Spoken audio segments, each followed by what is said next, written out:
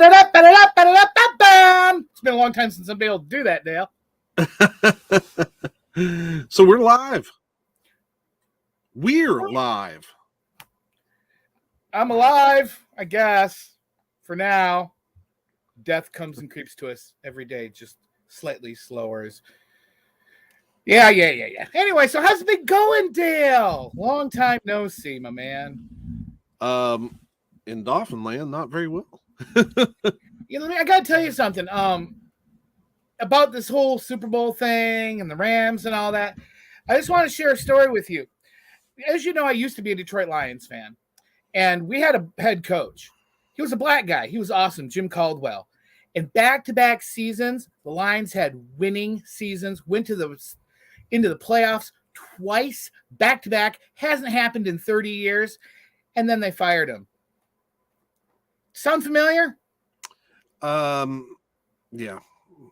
I have no explanation. I just see all these dolphins around here, and I thought that I could share with you my sympathy that I've lived through this situation before, and in both situations, the owner said they just didn't get along with the coach. Is it they don't get along with people of that darker skin color? Who knows? But yeah. So how's your coaching coming along? Did you pick anybody yet? I haven't even looked. Yes. Okay. We took Mike McDaniels from the 49ers. 49ers, right. Their OC. Welcome to Anthony Ferraro. Hey! Good to see you. Go Steelers. Prog time, baby. Okay. And Steve loves Rick Astley. Thank you very much, Anthony. And that's because he'll never let you down. He'll never give you up. And all that good. I'm never going to run around and desert you, man. And Aretha. That is not a good place up there. But that's what happens when you co-host with cats. I got a dog, but she's just sleeping. But and Aretha, you are really acting like you're trying to get into something. Can you get down, please? Over here. Is your new head coach any relation to Josh, by the way, or no? I don't think so. Okay, I'm just curious. I just don't understand. I guess I just don't understand why we are, and the big headlines were when we hired them, Miami got. She's getting into stuff, wasn't she? She knocked this picture over. Thanks, Aretha. Kitty. Well, at least it scared her enough to get her off the top of my desk. And I apologize. I seem like I'm really wiggly and having a bad connection. I don't know what that's all about. I apologize. We'll just pretend like it's an effect. Yeah, man. It's glitched. Matrix.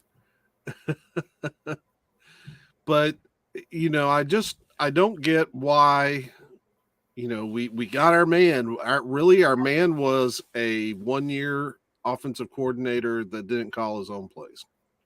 Jim Caldwell still is without you could got him. Just saying. I would have welcomed Jim Caldwell. There's a number of coaches I would have been more excited about. Veterans like Jim Harbaugh. I hear he's a jerk, but he's had success. He's obviously dipping his toes in the NFL realm again. Talking to people, and then, there's interest. Right, and then there's Doug Peterson, who actually was a backup Super Bowl on the champion Dolphins. Doug Peterson, let's not forget. I mean, he did win a Super Bowl. He might know how to coach a football team. Right, and he's got history with us. He was a backup, I think, to Marino during that era. 83?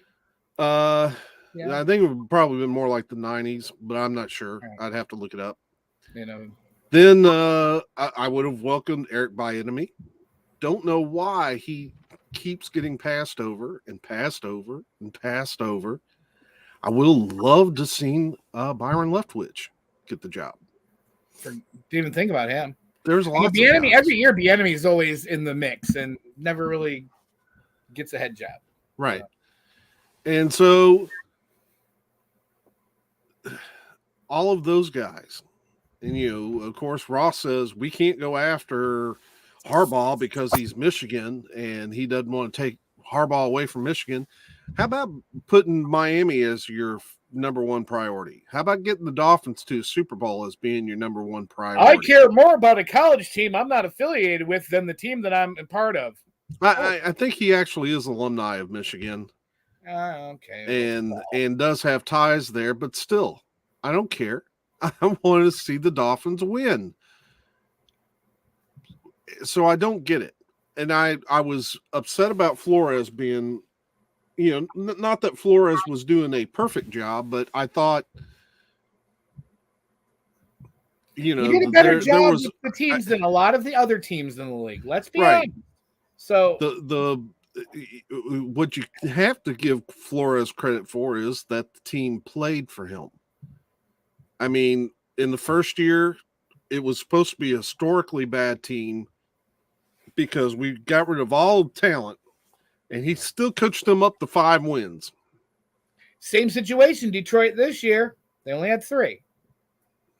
Got rid of all their talent, got a new coach, and they were as bad as they expected. And I remember I was on there this live with you saying, hey, Dolphins are doing way better than I expected they would be. We both were surprised at that. And that's coaching, right? Right. And so year 2, we get within a game of the playoffs. Year 3, we had that bad spot in the front of the year. But then we, if part of what people kept saying about Flores after he got fired, oh, well, he's a bad attitude, can't communicate with people. All right, well then, don't you think he would have lost the locker room when they were 1-7? Yeah, the players don't say that. Maybe people above him say he's not really good at being an underling and doing as he's told. Possibly. But that's sometimes leaders aren't really good at being told what to do. Yeah. And so from my perspective, it's like, all right, so there are some things that need to get fixed. One, we need to go a different offensive direction. This RPO stuff is not going to work. We thought you guys got Tua. I thought that's a real good possibility. That sounded like, hey, run pass option. He's got some athleticism. Let's go for it. But I just think the RPOs are too gimmicky. I do like the fact one of the positives about this kid from San Francisco is that he will bring in an offense that's West Coast. I think that's probably the direction that Tua needs to go. Can we just call West Coast really classic style offense? I mean, of all the schemes that are out there, even since remember a couple decades ago, run and shoot was just a big deal. But really, when West Coast is kind of, you got your two backs, 2 wide receivers, tight ends. It's kind of a classic style. That's what I think of it, but I might be wrong. I am. Yeah, I mean, but I think this should be a good direction to go with Tua, but I think we could have done that with Flores. Now, all right, so obviously it was a personality issue, and I just think it was a case of Flores probably not doing everything that Ross wanted him to do, and I have no doubt that Ross probably told him to tank and offered him money for it. And I hope it's allegations are, and I hope it's proven because I want to see the Dolphins go to new ownership. I think Ross is a terrible owner, and I think him getting caught and being forced to sell a team would be a good thing for the Miami Dolphins. I wish what you'd said earlier was true, because if Jim Harbaugh actually got the job as as well as I do, he runs everything. Yeah, you're right. Shut your mouth. I'm GM. I'm the coach. I do everything top to bottom. I'm in charge of all this. You just sit there and be quiet. Oh, it would have been so good to see his reaction to that. Right. And it would have worked. And I don't know if because we're not in a tanking situation anymore. No. So, but you never would have. Remember that? We made fun of Tank for Tua. Right. And you would never ask Harbaugh to tank. He'd do the old double finger salute to him and right, walk out the room. So I don't know. I just I'm just very frustrated with the whole direction that the team's going. I hope this kid's good. I mean, I want my Dolphins to win, and I want Tua to succeed. They got talent. I mean, they got the ability. They're getting better, I think. But it's hard to see that when we're not getting the best coach for the job. I mean, I just don't see him as being worthy. And that's the other thing that drives me crazy. I don't want to, and I try not to get too political on this channel, but all these hurt white people talking about, that it shouldn't be about race. It should be about qualifications. But they had no problem if Josh McCown got the Houston Texans job. And all he is a assistant coach on a high school football team. You go to his Wikipedia page, which I did, and it includes baloney like he helped make pancakes at the Christian Fellowship of Christian Athletes meeting. He's well qualified. Who cares? Well qualified. I just don't get it. And I think Flores probably. Well, I mean, you have to look at the statistics too. I mean, it is. Numbers there's no doubt that there's W's matter. W's and numbers. Right. That's end result. Any employer in the world, no matter what products you carry, whether it's burgers at McDonald's or chairs from Herman Miller, at the end of the day, numbers and results. And they were there for Flores, as far as I'm concerned. Right. I could care less than that attitude. And when you need to prove that the NFL has an issue with hiring black coaches, all you have to do is look at the fact that when Flores and Cully were let go from their jobs, that left one black head coach in the NFL. And it wasn't the first person of color wasn't hired until after the lawsuit was filed. The first four head coaching positions. Come on, let's get the young girl. The first four head coaching positions went to white folks like us. So what was it, like a decade or so where Dennis Green in Minnesota was like the only black head coach? I mean, there was a long time. Art Shell was there for a bit, but that's it. For a long time. So I mean, there's obviously an issue there, and when the cycle's over now. Byron Leftwich still doesn't have a job. Eric Bieniemy still doesn't have a job. Hello. In a game where predominantly, except for quarterback position, which is changing, the majority of the players who play day in and day out, year after year, decade after decade, who know this game very well, they're not qualified enough to coach. Yeah, there's more to coaching than football knowledge. I'll give you that. But you can't tell me that somebody who right out of a high school or even like a Division II college team, that's NFL experience versus a player that's just coming off of, and knows everything fresh. I don't know. It's again, we're going political, Dale. We don't do that on your show. Yeah, try not to, but sometimes it affects the game and I was trying to look to see if I could. I thought I had saved some numbers on how many players in the NFL, the racial breakdown of players in the NFL and coaches, and it's just you can't ignore it. You can't. That's a disparity. There is. To me, there's nothing more cringe than white folks like you and I complaining or minimizing racism on the internet. I know. When the statistics show that that's there. It's there. You can't deny it. And I think the NFL's in a world of hurt when it comes when this thing goes to discovery. I think the NFL will probably try to settle with him because they're going to want to keep this as zipped up and as much as they possibly can. Speaking of here it is. racism, Let's see if I can. While you're looking that up, we're going to racism. Let's go another route. What do you think of the Washington Commanders? Ain't that a great name? Well, it's probably not the best one they could have come up with. I mean, I get it, but it's not bad. I would have preferred. They got a bay there. They've got boats, commanders, admirals, ships, and all that. You know, I get it. But yeah, look at that. Yeah. So we've got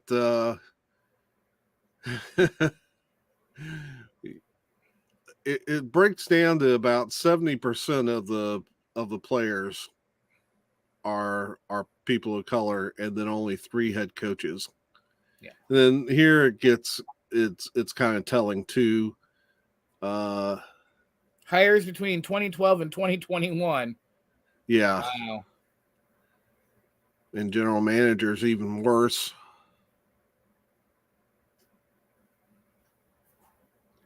Not much better with coordinators. Nope. So, you know, that right there is kind of sets the stage that there's an issue. Yeah, there's no refuting those kind of numbers. And again, I could say, hey, whether they're good or they're bad, or doesn't matter about the color of their skin. If they're, I mean, but when we have like with Caldwell and what you got right now with the Dolphins, we have a coach who actually had winning seasons back to back and were in the playoffs at one point. You know, you're not, they don't suck. So right. There's something else there. And he's like, oh, I don't get along with the coach. The owner and the coach don't get along. You know how many times in history I can tell you stories of owners and coaches that hated each other's guts but got along just fine. They still did their jobs. They just hated each other. That happens all the time with white folks. But what's a black guy? We fire him. Well, yeah. I mean, this whole notion that Flores had to go because he's got an attitude or something. Like Bill Parcells never had an attitude. No. What about Tom Coughlin? I read that they used to have to periodically sit Tom Coughlin down and tell him, "Hey, buddy, dial it back a little bit." What about Bill Belichick? I mean, yeah, I'm sure him and Mr. Sunshine.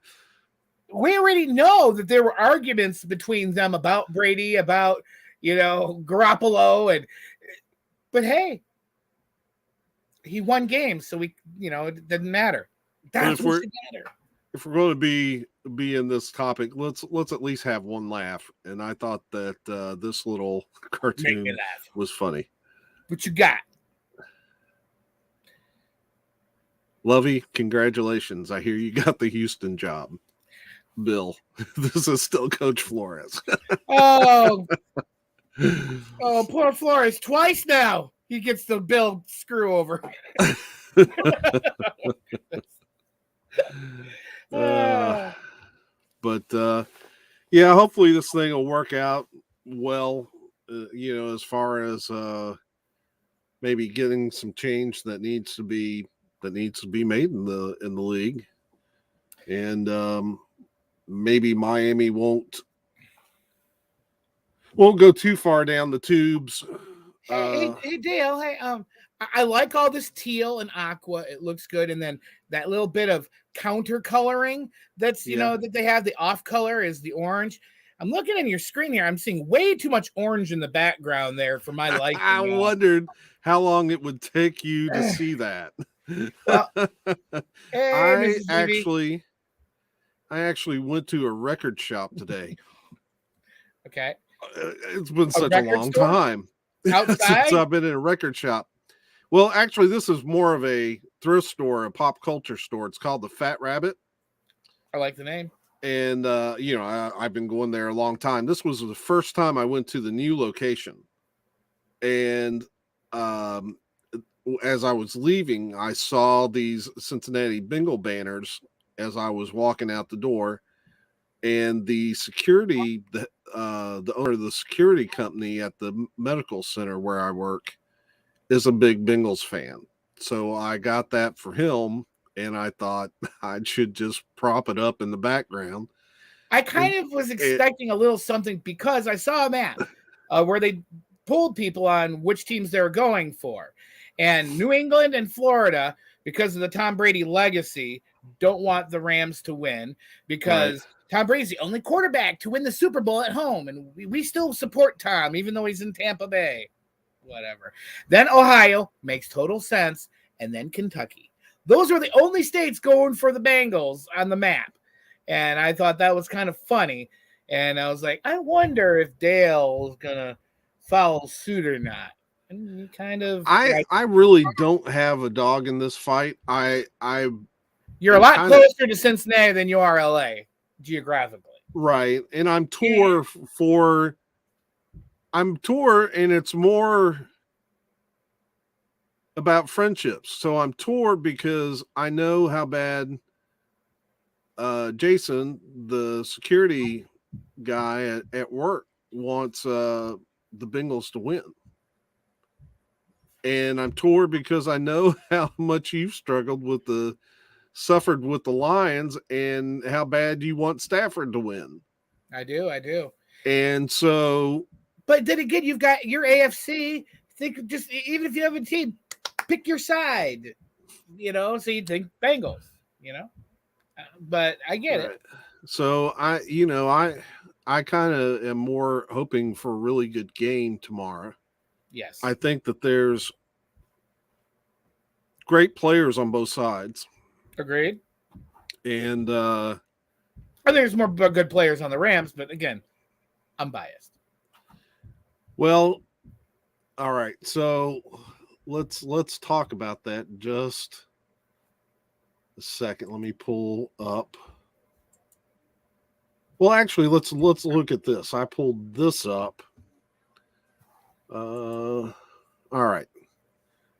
So looking at this page this is the little young guy has got the QB. Come on, Burrow, give me a break. That's what I was going to say. Let's look at all these categories. We got Joe Burrow versus Matt Stafford. I was time again, year after year. Remember that one season where like all their wins were come back from behind wins from Matt because he's cold veins, ice in his veins. He's a great quarterback. He's had crappy teams with crappy players, crappy offensive line, crappy coaching, crappy offensive coordinator, and he still managed to squeak out wins on his sheer talent alone versus young guy who's got a really great supporting cast and blah, go away. Yeah. So I to me, this is almost a draw because they're both so good. I mean, we're DolfanDale's having a conversation here, woman.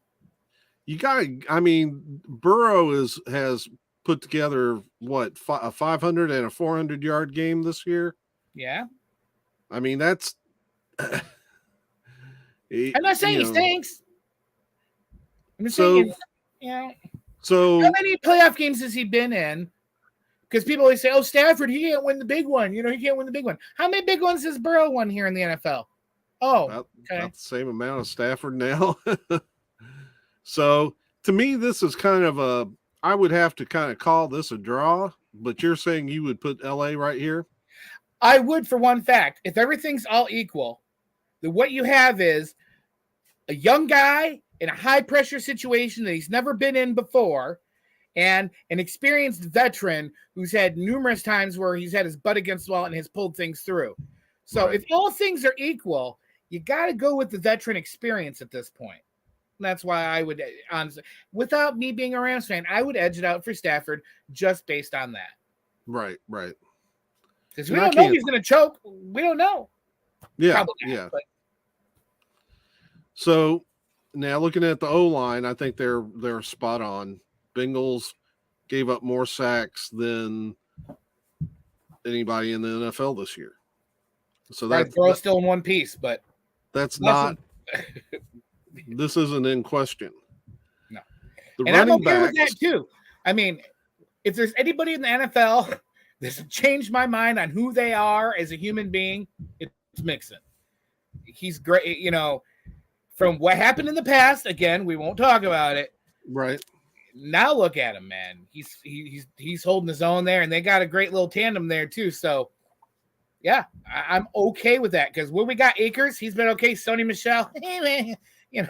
So, comes to running backs, I'm okay with the Bengals getting the edge there. Okay. What about receivers? What's your thoughts there? Oh, I don't know. Most touchdowns in the league, most yards in the league, most catches in the league. Same guy. And then behind him, we got Odell Beckham. Come on. I know the Bengals got some good receivers, but sorry, that's dead on. LA's got better receivers. And you can't say anything against it because you're going to say, which wide receiver on the Bengals is better than Kupp right now? Oh, you lie. That's not true. Look at the numbers. Right. But Ja'Marr Chase is awfully good. Oh, he is. No doubt about it. But he didn't lead the NFL in yards, touchdowns, and receptions, did he? Get the Triple Crown. No, he didn't. No. Kicker? I agree with this assessment. I like our kicker's name better, but I think Matt Gay. I just like saying, look at that gay kicker. You know, that's fun. That kicker, he's gay. He is. That's his name. What about defensive line? Come on. You got the best defensive player in the past decade on the line. You're going to win that little category. That is accurate. Aaron Donald is the man, and he's got some help outside of him. It's pretty darn good too. Okay, let's if I can get my cursor over here. We got a new comment. Slinks YT says, I don't think the Bengals O-line is going to hold Donald and Miller. No way. I know that's the key thing that is there is that you've got those guys against the O-line that we just got done saying is not real good. Ooh, it's gonna be exciting. Yeah. Fun game. Yeah, that could be dangerous. A real factor. They probably need to draw up some quick throws to kind of alleviate I don't some see of Burrow that. getting much time to do anything. So it's going to be quick passes, screens, a lot of running back stuff. That's the only way they're going to be able to do anything. Linebackers, they gave it to the Bengals. Von Miller's a linebacker, isn't he? Yep. Technically. He's going to the Hall of Fame probably. So, Von's a beast. So I have to be honest. I'm not too familiar with the Bengals linebackers. I can't name one here. That's the thing. I can name Rams guys, and I've watched Bengals too. I've watched all the play. None of them stuck out to me like, man, they got a good linebacker in that one guy. Right. But yeah, I guess they're better than the Rams, I suppose. Defensive backs they gave to the Rams. Yeah. I mean, again, one of the best defensive backs in the game. Yeah. Yeah. Again, I'm not. But I guess for being in the Bengals market, it wasn't until the playoffs that I really started paying attention to them. The problem that LA has right now, though, is that their second and third defensive backs a lot of them are injured, and they brought up a lot of people from the practice squad and traded in other people from that were retired who are now playing again, who used to be retired. So there's no depth. We got the best defensive back in the game, and then a bunch of people that are really not that great. They've really played well above their station. In the past couple of games, you saw some interceptions from a couple guys that hadn't done anything all year. So they're definitely playing above their pay grade. But only reason I give it to LA is because they have one great guy, whereas I think Bengals have a bunch of okay guys. Right. Oh, do you want your Mardi Gras beads back there? New Orleans in the Super Bowl. And then, of course, they gave the coach advantage to the Rams, and I think that's spot on. I think there have been some moments where the Bengals coach has not looked as sharp in some of the game management type things. And it's hard to argue with what McVay has done there. Intangibles. They're playing at home. Yeah, that's. And I don't know. Now, if you've heard the thing though that people, if they have a area code in Ohio, that like the ticket prices are like twice as much they did intentionally. I think that's kind of screwy and wrong. I'm not saying I agree with that, but I've saw more than one article on the jacked up prices if you're not from California. And wow, it's kind of dirty ball. I can see playing dirty ball like that when you're playing against another team that's in California. It's like, we don't want the Niners fans coming here and having more people than us. They're going across the bay, you know, but not in a Super Bowl. That's shady. Yeah. Did we see how many times Joe was sacked versus the Titans? A few. You have to take that into account because the Titans got to Joe and he still beat them. Yeah. I mean, that's so you have to think about that too. So just getting to Burrow doesn't necessarily mean. And remember when I talked about the intangibles of the quarterback, of Stafford's got experience and he's new, and is he going to crack? And let's be honest, if we're going to be logical, as much as Burrow should be shook up in a lot of these games, he hasn't been. And so right. I think, I want to go with the quarterbacks. I want to go with Stafford for me, but my excuse as to why I went with Stafford is kind of hokey. If you really were to dig into it and grill me and say, okay, what about those games where he got the snot beat out of him and he came back up and beat him? Then I'd be like, okay, fine. I just like Stafford better, okay? Hi, Scooter McWawa. Okay, so Detroit Rams, huh? Yeah. So I want that shirt. I want one. Did I have that on screen? Uh-huh. Okay. Well, it's okay. Yeah. And we're thankful for Scott Waters' son. It's not a secret. Scott's son was in a accident a couple days ago. Yeah. Passed out underwater. And we're just thankful that he's recovered and okay. Could have been worse. Could have been a terrible situation, but we're so thankful, and because we love Scott, and by extension we care about his family, and all right. Yeah. So. And also, again, I want one of those Detroit Rams t-shirts. That is. Yeah. So. I want one of those. Yeah. I stared at him. I don't even know what to say about that. What it says is that I'm not the only person that February of last year moved with Matt to LA. I'm not the only one. So I think there's a lot of people in Detroit supporting the Rams, and for obvious reasons, Matt would be it. All right. Alarm. So, sure. Thoughts on who's going to win? Can you give me something that give me your most objective opinion? When we go one by one, even if we go by what they have listed on position by position, intangibles is a big one. It's home field advantage. All the key positions that matter. Defensive line, great. Their offensive line, not.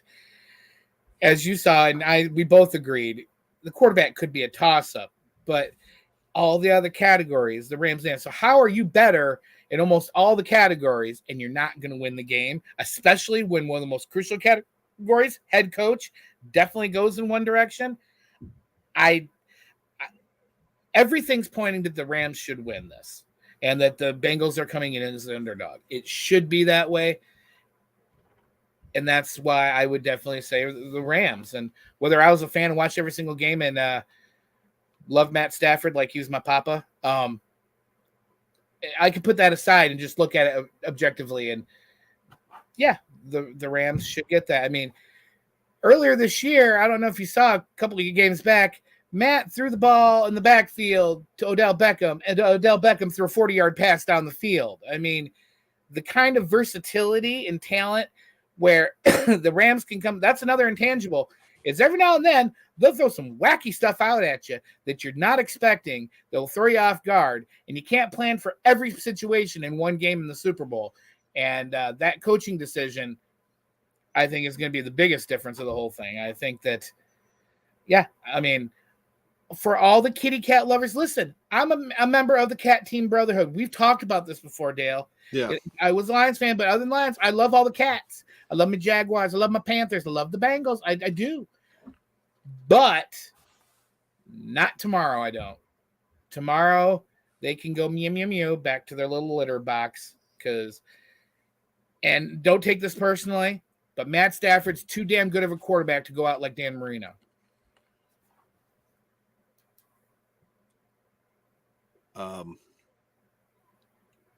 I.e. get and win a Super Bowl. You know? All right. Go ahead. Yell at me now. You can't just say, don't take this personally, and then say something as personal as that. Yeah, they're doing some people, they say, I don't mean to sound like a jerk, and then they say something that makes them sound like a jerk. I don't want to sound racist or anything. And then they say something that's totally racist. That's the joke I was going for, and I'm glad you caught that. Yeah, because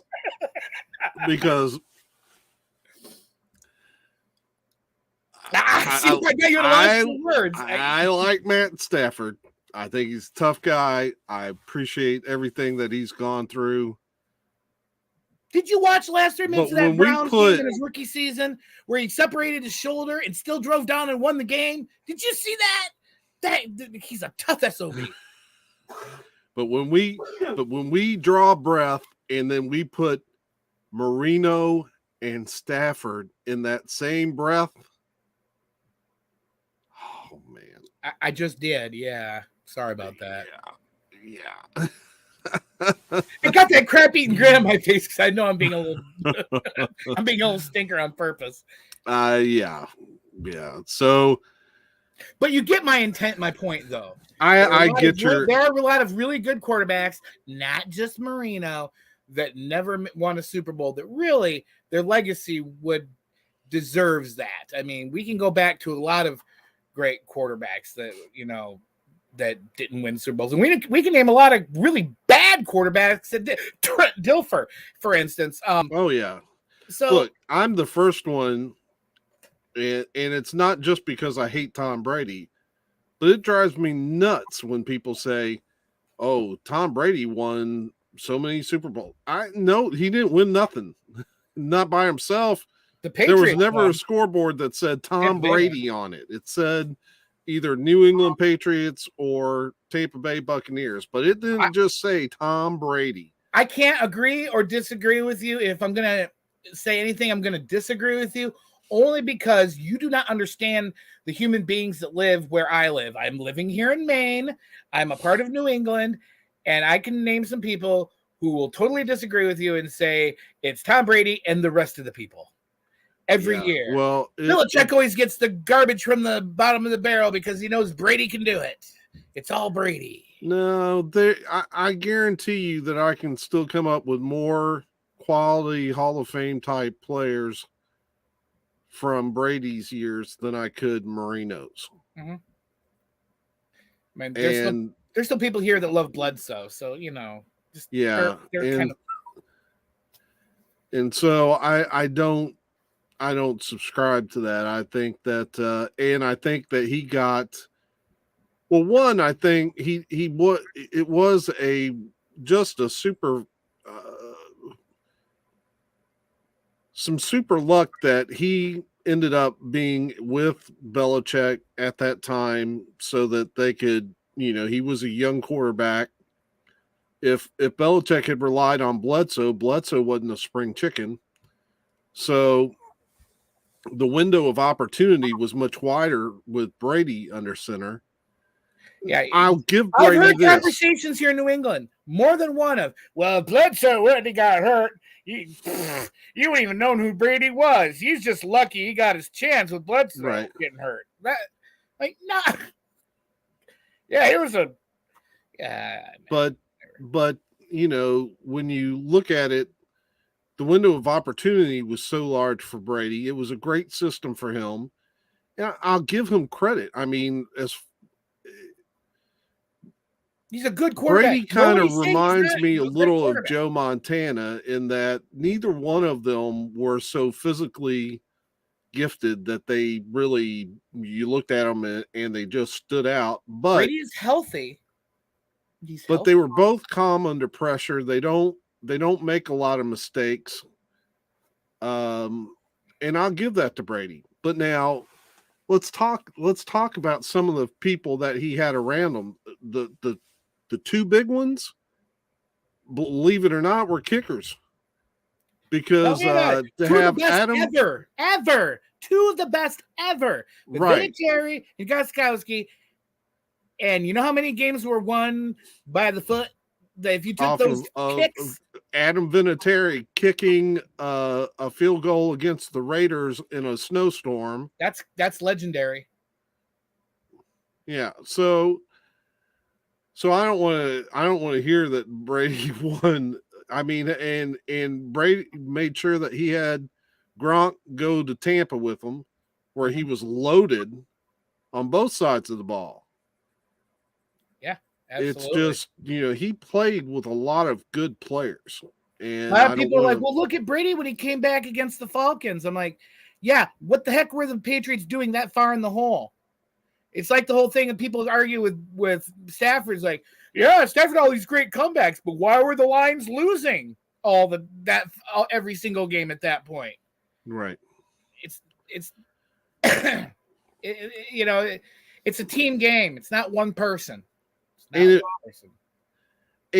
the Patriots did do a lot with a lot of people that might not have done so much elsewhere. But I always felt like that was more of New England having a good coaching staff that develops players as opposed to Brady just putting them on his back and carrying them. Belichick's biggest skill that I've seen is getting a player and finding out what his strong and weak points are, and then having them and giving them a job to do that is best for them. I mean, I've seen, like, you know, in one game in the backfield, like 6 different people, depending on the play. If it's a run up the middle, we're putting this running back in. If it's a passing play on a third down, we're putting this back in because those specific players are better at that position than anybody else on the team. And Bill knows who those players were. Bill was good at that. And that really helped Brady out a lot too, you know? Right. And yeah, and that to me is the success of the Patriots. But I don't see Brady as being that guy that just puts a team on his back. I mean, he doesn't make a lot of mistakes, but he's not the guy that's going to go out there and just overwhelm people. Hey, why are we talking about inactive players who retired anyway? I still haven't told you my pick. Nope, you haven't.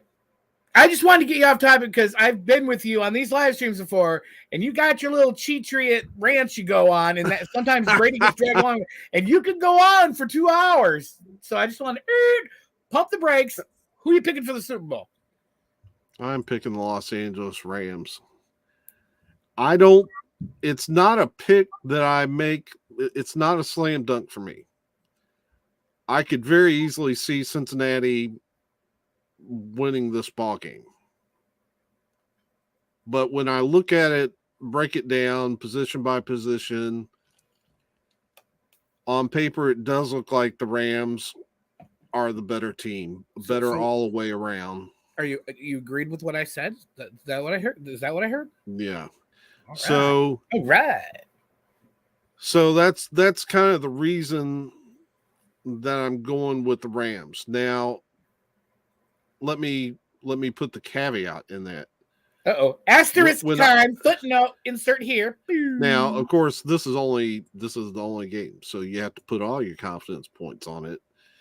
Right. But when it comes to, let's say, Madden 22, where I have predictor cards that I have to get done tonight, I will probably split them because I don't. So on a predictor card, you get 10,000 coins for the game if you pick the right one. You get 1,000 if you pick the loser. And I'm not feeling so confident in the Rams that I'm going to put everything on them. Okay. Tell me this. We've already talked about 2 or 3 different things that the Bengals are weak at, they have issues with that could be a problem. Where do you see the holes in the Rams?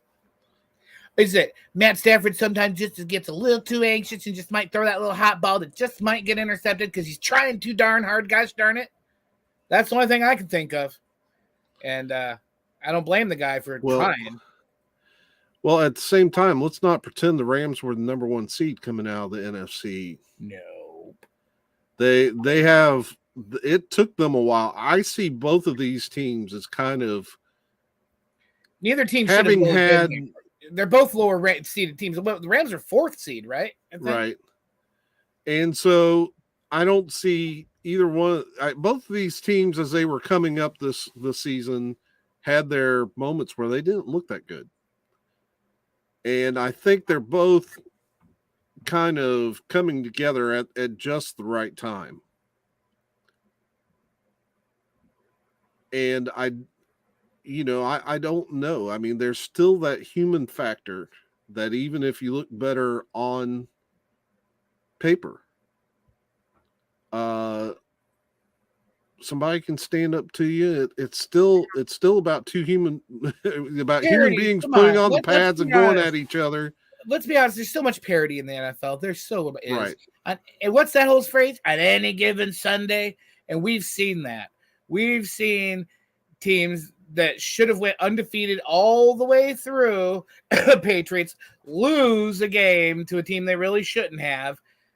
Giants, and so. We've seen a lot of teams where, remember a couple of years in a row, the only one of the few teams that New England lost to was the Lions. They're like, what the heck was that? How are the Lions beating the Patriots? But it happens any given Sunday. So, yeah, I don't got 100% confidence points on any football game. I've never been that way. You never know. Well, I made that mistake too. 2 or 3 weeks ago in the divisional round of the playoffs because I had a lot of predictor cards. And rather than mixing it up on different games, I went straight to what I thought was the slam dunk, which was the Packers. The Packers over the 49ers. Yeah, that was a no-brainer, duh. And I laid all of my predictor cards on the Packers. And instead of 90,000 coins for the game, I got 9,000. You know what I'm going to say about that? Yeah. I don't care how good they are. You never, ever, ever, ever, ever vote on the Packers. Boo on you. Shit. So I would have went up for the 49ers out of principle the whole thing. Yeah, I just think that this Bengals team is good enough to surprise some people. When they went up against the Titans, I thought I knew their defensive line was a little banged up.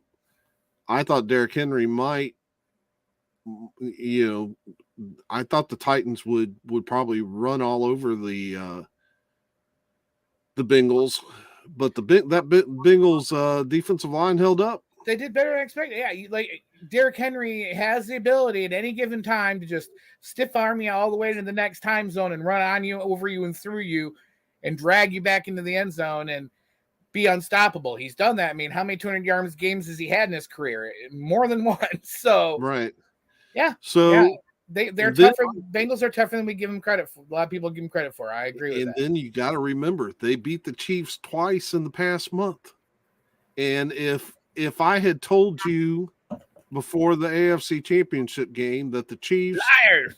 were going to get a big lead and the Bengals would come back and win the game in Kansas City. What you smoking over there in Kentucky? Got some of that Kentucky bluegrass over there? Is that what you're smoking? Some of that bluegrass? So that's kind of my take on this game, is that while I think the Rams are maybe a step or two ahead of the Bengals as far as, all around, especially on offensive line,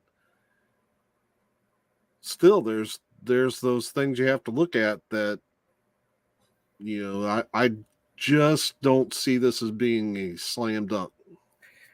My favorite team for the past 40 years has always had this color blue and had Matt Stafford at quarterback. Right now we got a team in the Super Bowl that's blue and has Matt Stafford at quarterback. I'm going to go with them. And I think down in your heart, whether you want to admit it or not, you've been a fan of an AFC team that's got the color orange in them. And I think deep in your heart, you really want to go for the Bengals because, and so I think that that's just the way it is. We are humans. We like the things that we normally do. We don't like change. We like things we're comfortable and familiar with. And I think you have more familiarity with a team from a state that I think you actually border and touch. Yeah. I'm trying to remember my map. Yeah, Kentucky touches Ohio, doesn't it? Yeah. I mean, I've actually seen the Bengals live 3 times. So not since 95, but I have been there. We've had this discussion before, though, of who do you think's going to win versus who do you want to win? I just want to get out of your mouth, that banner behind you isn't just trolling me and you picked it up at some store out of a ha-ha. I want you to say, I really would like to see the Bengals win. I want to hear you say that, Dale, because you haven't done it yet. You've been wishy-washy. Say it. I can't. No. I really can't. I mean, I have thought about it. Children in your house. What species of animal are your 2 children? They're both cats. And what team in the Super Bowl is a cat? Yeah. You want the Bengals to win. It really does for me, because I really don't have a dog in this fight. No, you got 2 cats. But it really, what really tears me inside is knowing that Monday either you are going to be disappointed or at work Jason's going to be disappointed. I hate this. I hate that either one of you have to be disappointed like that. I won't be disappointed. I'm used to losing. I don't know what it feels like to be a winner so far. We've won games this year and we've looked good, but as a Lions fan for 40 years, I've known where we've looked good and still lost. Done that hundreds of times. Get used to it. So for that aspect, I hope your buddy at work, gets to have a great day. But I don't want it to happen. Right. And if I had to lean in anyway, I'd almost want the Rams to win, so that because I just got you back on the live streams. Listen, I got you excited again. Listen, I got it. First half of the year, I was kind of like, oh, maybe. But as every game went on and Stafford kept showing up, and then they got OBJ, and then I'm seeing all the players on there and watching the games, and they're exciting and they're fun and they're unpredictable. Sometimes they won games by squeakers that they should have won big. There was games they lost that they should have won. I'm used to all that. But being in the playoffs for 40 years now, you go in, you lose in the first round. Lions have not won a playoff game since once. So I'm excited that I'm at the point where I'm happy that the Rams are where they are. And if they don't win the Super Bowl, I'll be okay. I'm happy that they made it as far as they are, and they do have the ability. They got the same team. They're going to have the same team for a couple of years now. They ain't got no freaking picks till like 2024, 25. So if they don't win it this year, they could still win it next year. Bengals, if they don't win it this year. Both of these teams are set for a while. They're set. Yeah, there's not going to be a lot of changing going on.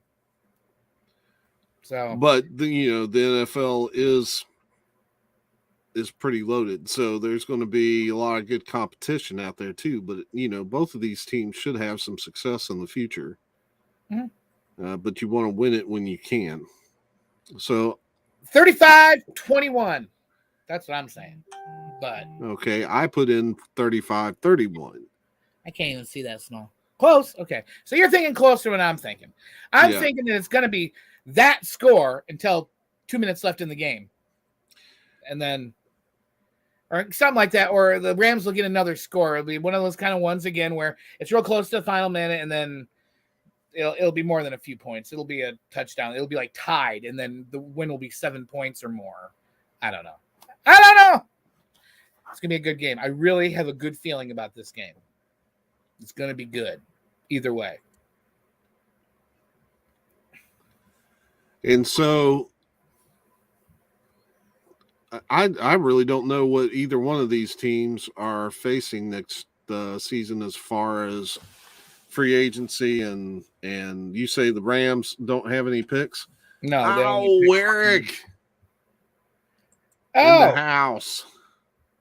Packer showed up finally. How you doing, buddy? Eric, we got to get your pick. We just gave ours. We're both picking the Rams. And we know you can't pick the Packers, so who are you picking? You're sticking with the NFC, right? Because you're one of those kind of guys.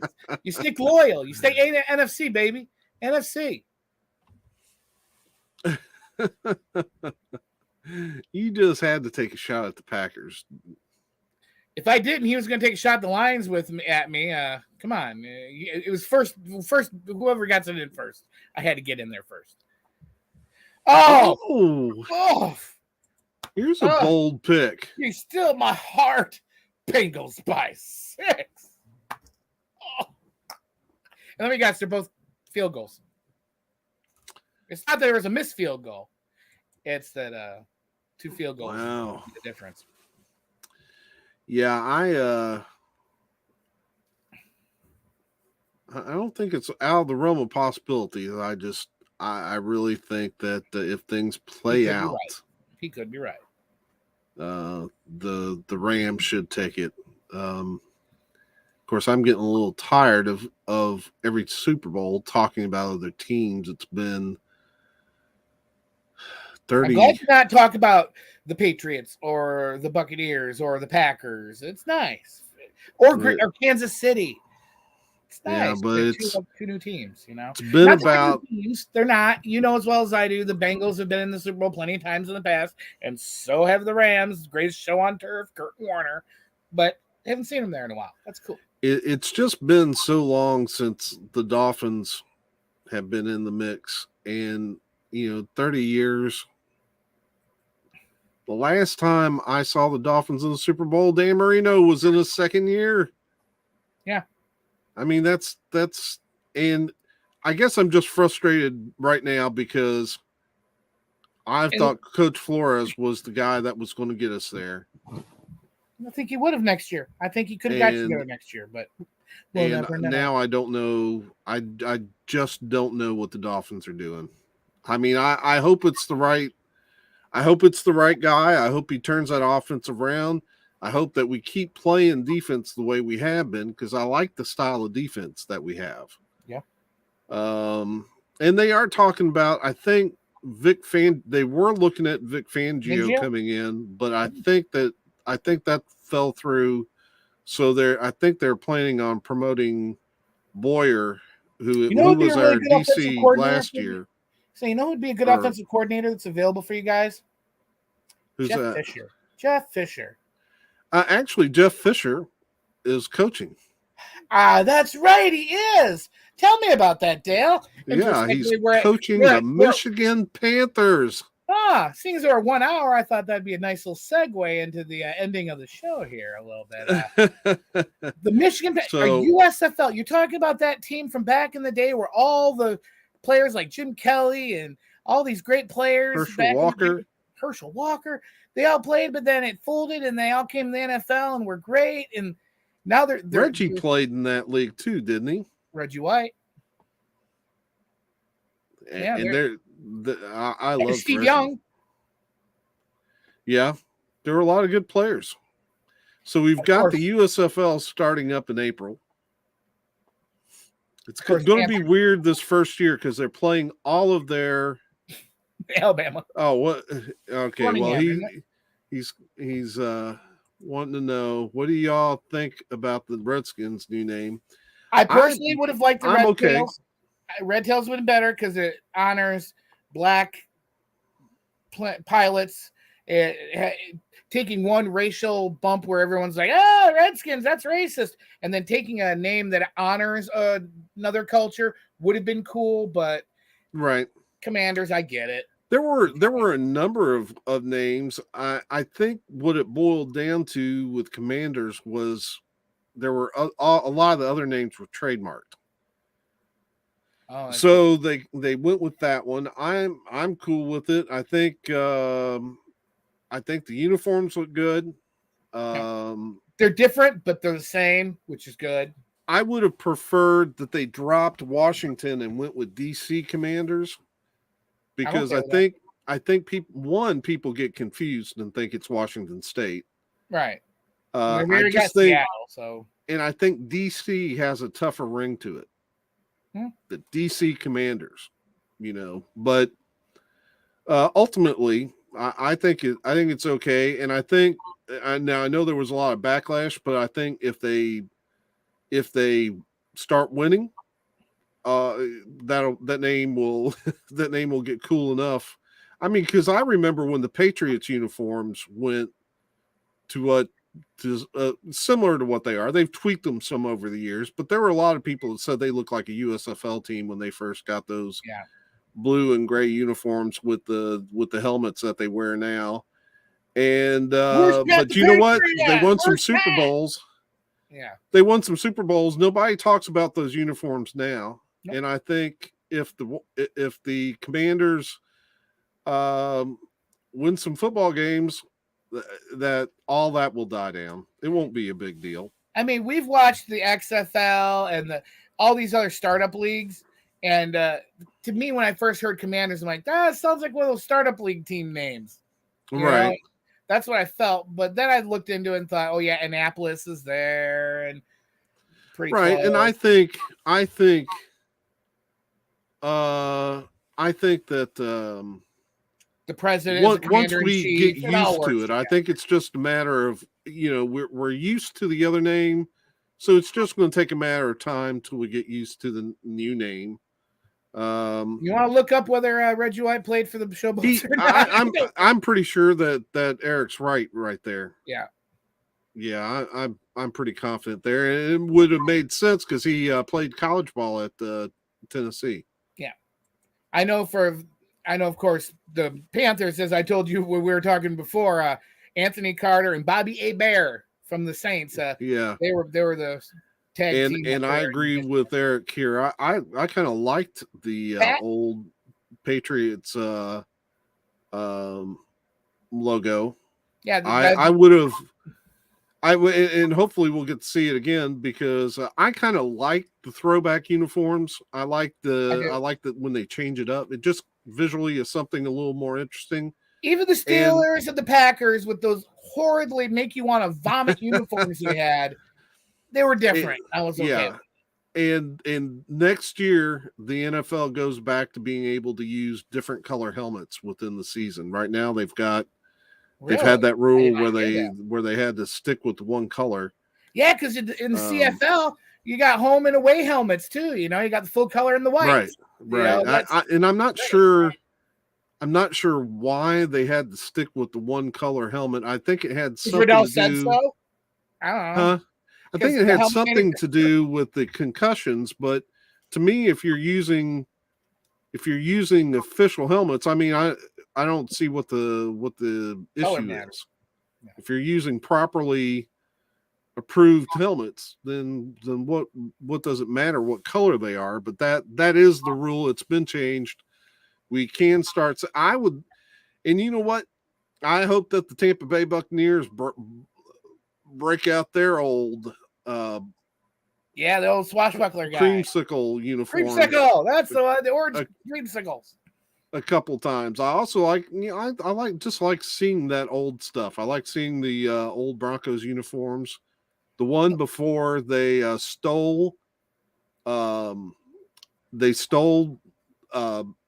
Bill's idea of Bill and Ted. And matter of fact, they should have they ripped them off so bad. They should have just changed their name to the Denver Wild Stallions.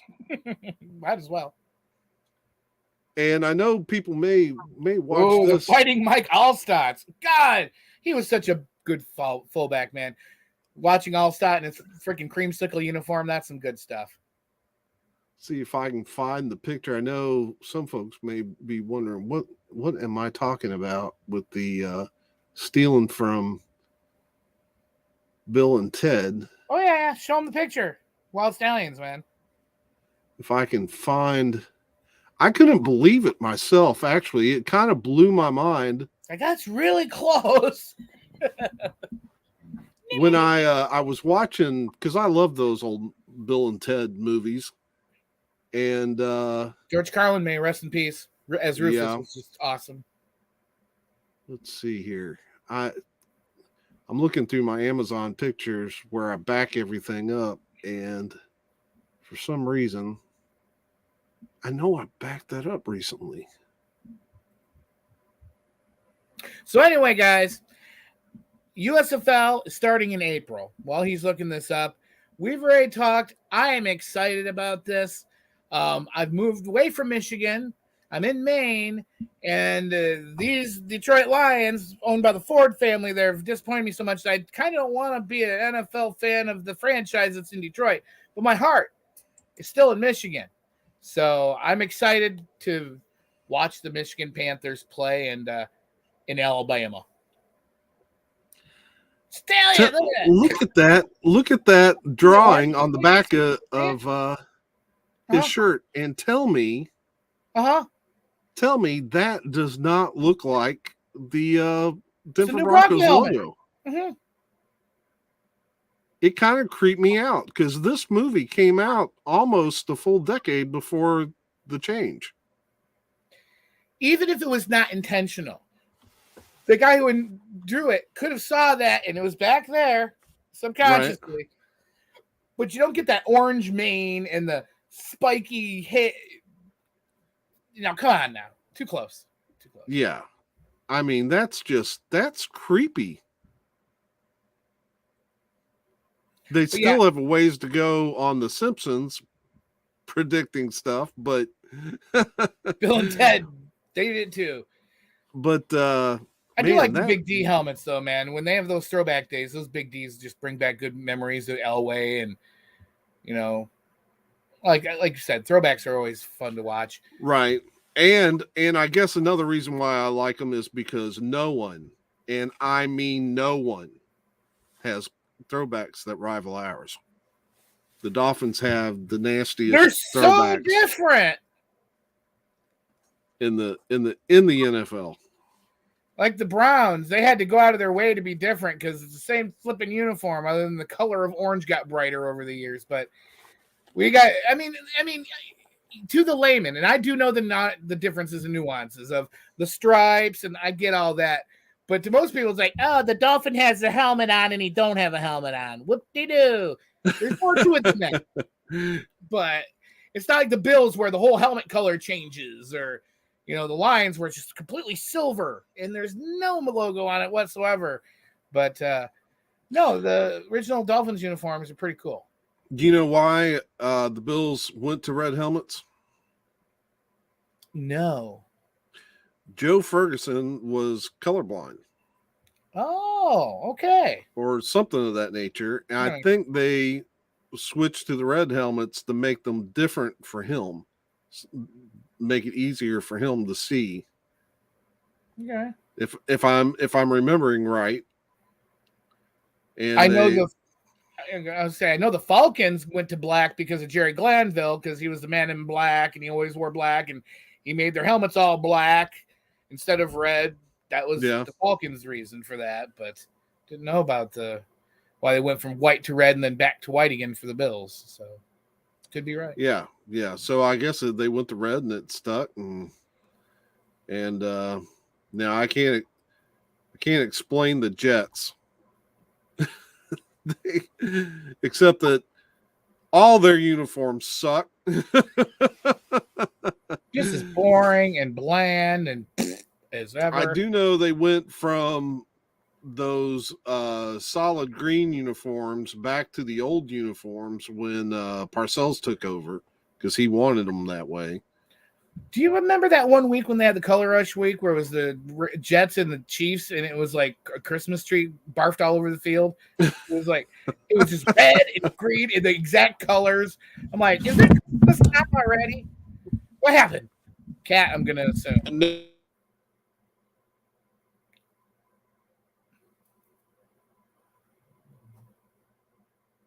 Yeah. You're deaf. You done broke your microphone, son. I can't hear you. You're on mute. I see the mute is on in the window. See if you can unmute it, or if it's naturally muted because your mic's broke or something. Am I back? Now you're back. Yeah. I thought. No, you're not. Yeah, you are. Yeah. Oh, yeah. Come on, that's an old Mandy trick. Yeah, right. You're not gonna fall for that again. Yeah. So, man.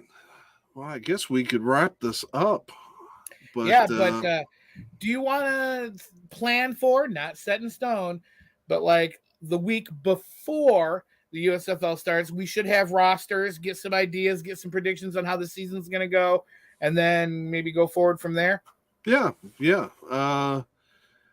we ain't got no rosters right now to even... I mean, even though it's just a couple months away, like they ain't got no players. Like, okay. But... I don't think they do. I think the most they've done is name their coaches.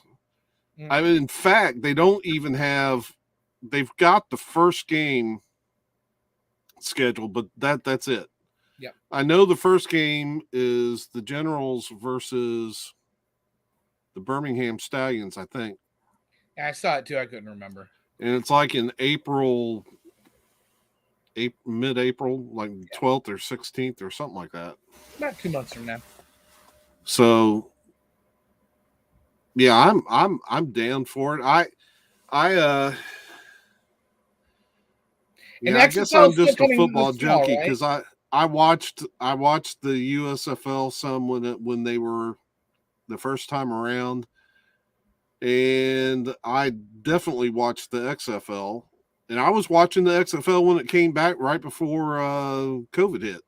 Right, and then The Rock bought it, and now I guess it's supposed to be this fall. But why are you doing the XFL in the fall? You're just begging people to not watch. Is he doing it in the fall? I thought it would be another off-season league next year. Last I heard, they said it was supposed to be for late 2022. I'm like, what? No, bad choice. Yeah. Why do you think college football's on Saturdays, folks? Because if you're not going to go up against the NFL. Right. Unless they're like, oh, no, we play our games on Tuesdays and Wednesdays. Right. Oh, okay. Fine. Well, I thought The Rock had more sense than that. Doesn't he know what the NFL's cooking? It doesn't matter what you think. Sorry. Oh, man. That reminds me. Has anybody ever watched Ballers? Mm-mm. I haven't. Because it's The Rock. The Rock's in it. Yeah. And I thought I saw a picture of him once in a Dolphins uniform. And I didn't know if it was for Ballers or not.